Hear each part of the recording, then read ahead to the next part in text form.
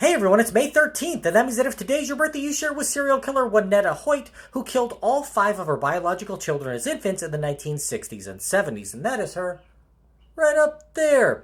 Born in New York in 1946, Hoyt suffered from measles as a child, causing permanent damage to her eyesight. She dropped out of school in the 10th grade to marry her husband in 1964, and they had their first child later that year when she was 18 years old. The boy died after just 3 months, with doctors believing his death was a tragic case of sudden infant death syndrome, which had only recently become known to most medical professionals. They had another boy in 1966, and Hoyt gave birth to their first daughter in 1968.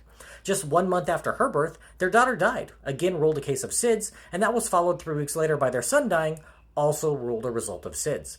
She began seeing a psychiatrist, and after a year of treatment filed papers to be allowed to adopt a baby.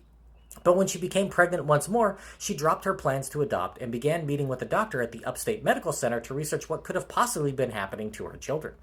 Their daughter was born in 1970 and was the first baby in America to be on a sleep apnea monitor to try to protect her from the same fate as her siblings, but she died after 3 months.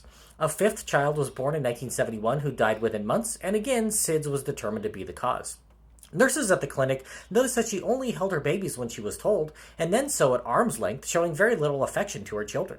The family was the subject of a controversial paper published in 1972 about a possible link between sleep apnea and sudden infant death syndrome.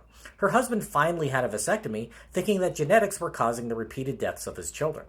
More turmoil ensued, but luckily the death stopped because the Hoyts didn't have any more children, though they were involved in a failed adoption and finally a successful one in 1976.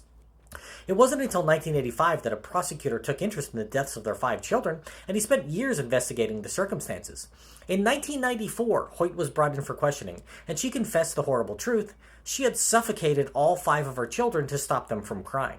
She stated in her interview, "I suffocated Eric in the living room. He was crying all the time and I wanted to stop him. Julie was the next one to die. I cradled her up to my shoulder. When she quit crying, I released her and she wasn't breathing." She stated that she was in the bathroom when the oldest child, James, tried to come in the room. He kept screaming, "Mommy, Mommy." I used a bath towel to smother him. He got a bloody nose from fighting against the towel. Her adopted son was now 17, and he and her husband didn't believe she was capable of murder. Hoyt attempted to recant her confession, but she was convicted of 5 murders and sentenced to 75 years to life in 1995 and died behind bars of pancreatic cancer 3 years later. Because her appeals hadn't yet been adjudicated, she was posthumously exonerated on procedural grounds, but we all know she killed those kids.